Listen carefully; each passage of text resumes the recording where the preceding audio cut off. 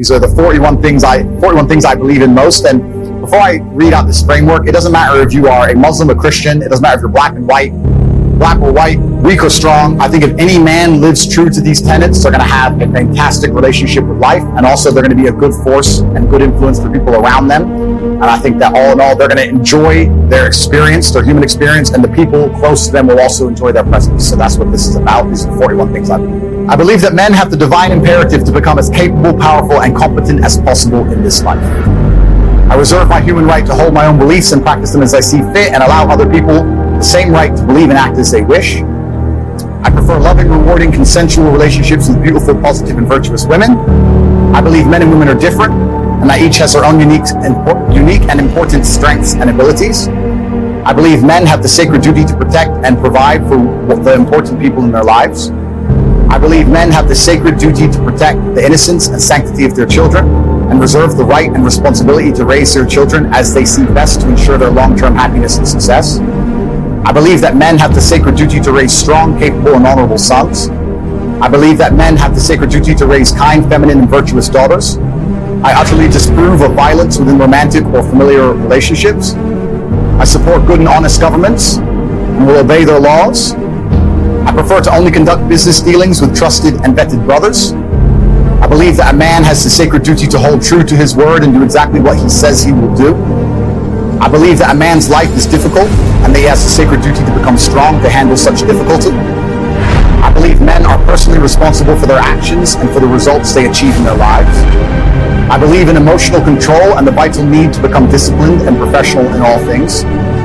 I believe that men have the sacred duty to approach everything in life from a position of strength. I believe that all men have the sacred duty to become men of upright and virtuous character and live above all possible reproach.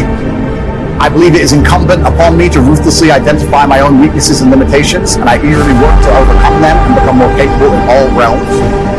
I seek to improve my personal freedom to think, act, and live true to my masculine imperative in all ways. I believe each man has a sacred duty to mold the physical body into the strongest, most resilient, and most capable version of itself. I believe that men have the sacred duty to rigorously train themselves, both physically and mentally, every day. I believe that I have the sacred duty to only eat the highest quality foods possible. I reserve the right to protect the sanctity of my bloodstream and make my own decisions about medical care and procedures. I affirm the importance of endlessly improving my mental faculties through diligent work, study, and practice. I believe in acquiring wealth and abundance in order to improve my life and do good for those I care about. I believe in the merits of healthy competition and constantly encourage all men to seek out competition to improve themselves. I believe that masculine brotherhood is essential to men's mental health, happiness, and success, and I relentlessly encourage men to meet together, train together, and work together. I maintain the trust of my brothers through reverent silence regarding our most sacred and shared experiences. I believe in honoring my ancestors and living in a way that would make most of them proud of me today. I reserve the right to administer difficult rites of passage to our young men to allow them to earn the rank of manhood. I affirm the importance and need for travel and adventure as men. I seek to help men overcome poor mental health through embracing hard work, physical improvements, and shared masculine brotherhood. I reserve the right to make the best choices I can at the time to protect myself and respect my mental health. I do good to the world and seek to help those less fortunate. I believe all men have the responsibility to lead and guide those they care about for greater health, prosperity, and happiness. I choose to only interact with those who are respectful and civil to me in return for my own respectfulness and civility. I reserve the freedom to speak and refer to others as I believe is best and most truthful. I reserve the right to choose my company and include only those whom I believe are best for my health, happiness, and success. I believe I have an imperative to only spend my time in a way that I determine is beneficial, uplifting, and empowering to myself and others. I choose to only allow myself to be influenced by those who I believe have my best interests in mind. Final one. Each day I dedicate myself anew to create the greatest possible positive impact on the world and do the work necessary to achieve a greater masculine excellence across all realms of human endeavor.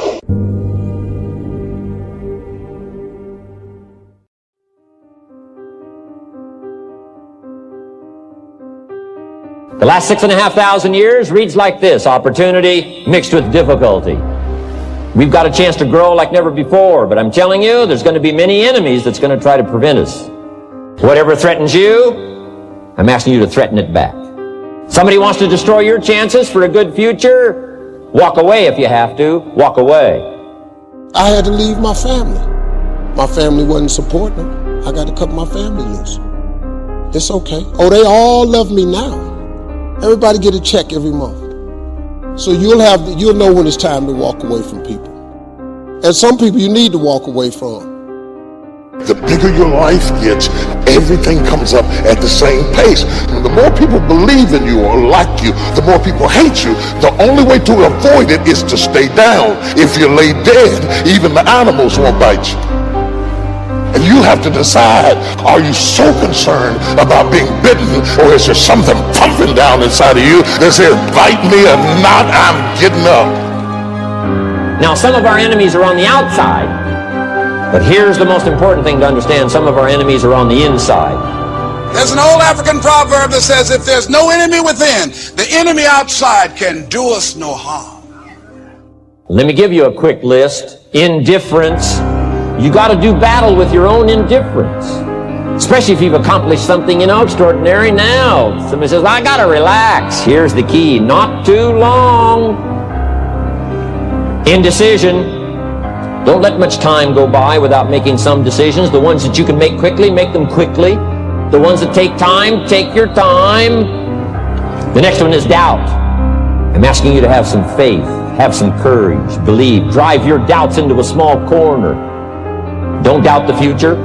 Don't doubt the possibilities. And here's the most important one of all. Don't doubt yourself.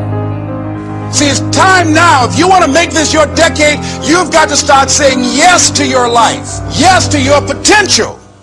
Why not? Why not me? Take sword to your enemies. Whatever's going to destroy those values, take sword to it. If it's worry, take sword to it. I'm asking you, take sword to your enemies, whether they're on the outside or whether they're on the inside. Do battle with whatever's out there to do battle with you. There's a battle taking place on the inside of each one of us. It's a battle between the flesh and the spirit. You don't have to be disciplined. You just do whatever you feel. If you don't feel like having a good attitude, go through the day sour. The scripture says, those who live by the dictates of the flesh. Many people follow the dictates of the flesh. Like a good soldier, yes sir, right away. The problem is, if you keep giving in to the flesh, that verse goes on to say, you will die. Your relationships won't flourish. Your gifts won't come out like they should. You're letting the flesh win the war. There's another option, that is to walk in the Spirit. What's limiting some people is not that they're not talented. It's that they keep sowing to the flesh. Next time you're tempted to be jealous, tell your flesh, no, I'm not going there. I'm going to be happy for them. Next time those friends call that are pulling you down, tell them, sorry, something has come up. I can't hang out tonight. You have to take charge of your life. The flesh is not leading you anywhere productive. I don't want to depress you, but this is a battle that will never go away. You don't overcome it one time and it's defeated. It will come back again. Sometimes I have to pull myself out of bed and say, come on, Les. Things I shouldn't do, I do. I found that the biggest enemy you have to deal with is yourself. Are you winning the war within? Making decisions that honor God? Or are you letting the flesh win? Doing whatever you feel? Start sowing to the Spirit. Start taking the high road, doing the right thing when it's hard. That's when God can trust you with more. It's very shallow to live by how you feel. That's going to keep you from the greatness God put in you. Being disciplined is not easy. Not giving in to the temptation, getting up early to excel at work, that's difficult. Your flesh wants the easy way out. If you'll do the hard thing now, later on, you'll see blessings and favor that you've never seen.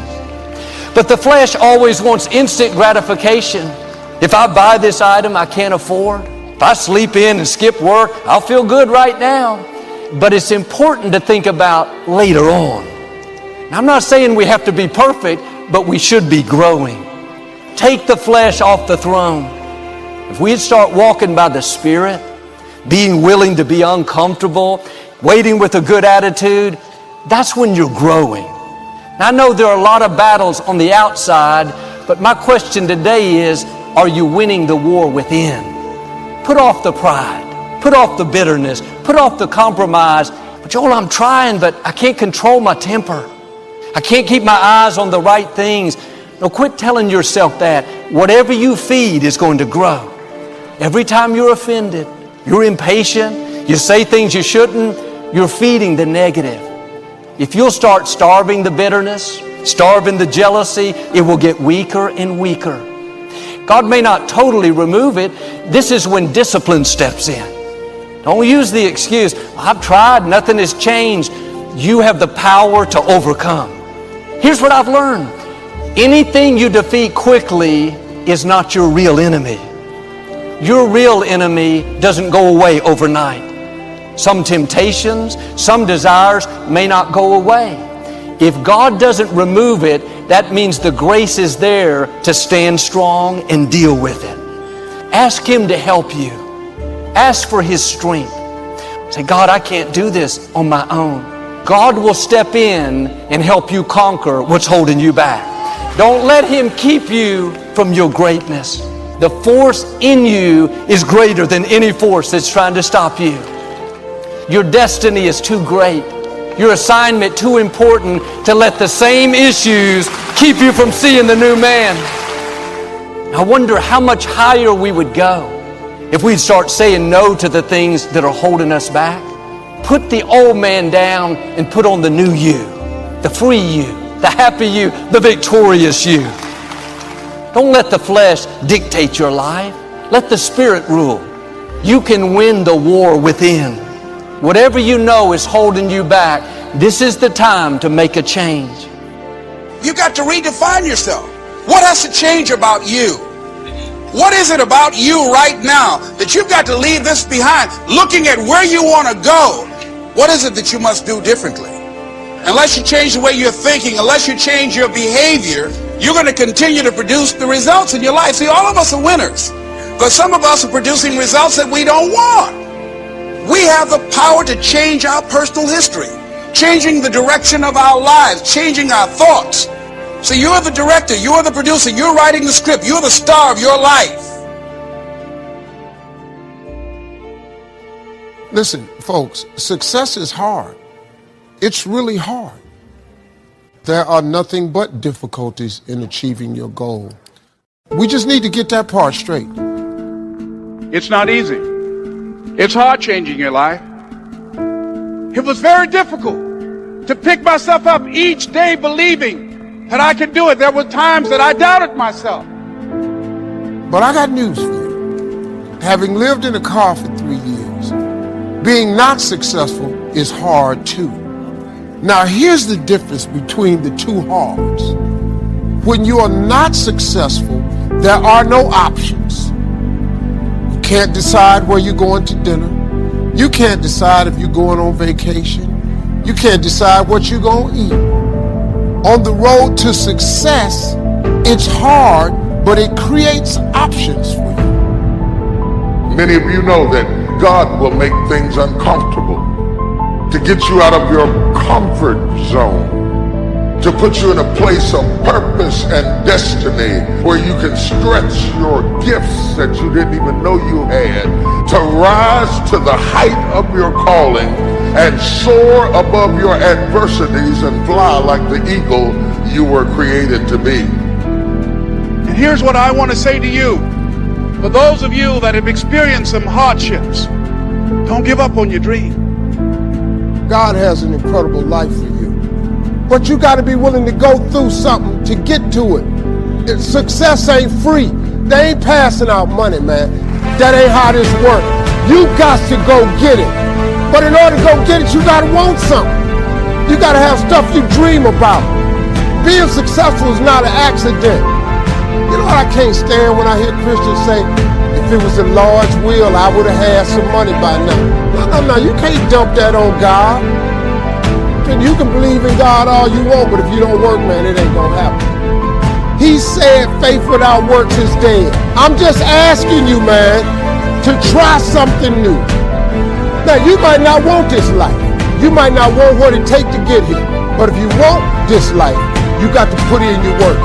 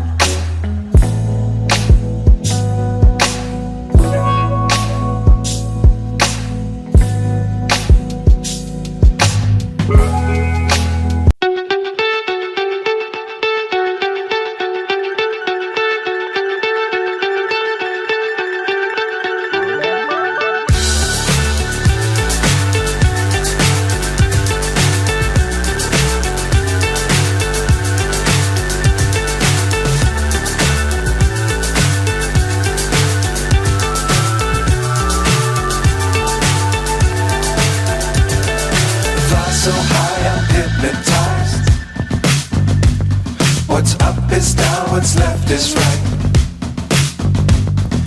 Chasing stars and holding you. I can't see the end, but we'll see it through.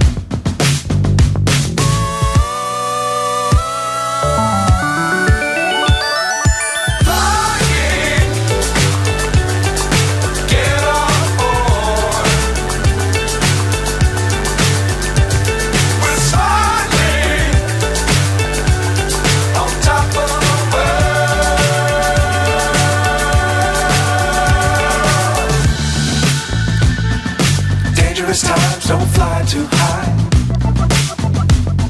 Be sure to keep the ground in sight. Fly forever if you keep it tight. Love the world but keep the sky on your mind.